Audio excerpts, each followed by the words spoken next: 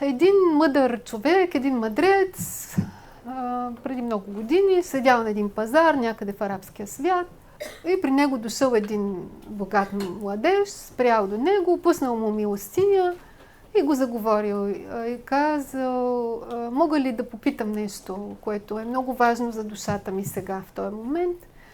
Той казва: да, младеж, опитай.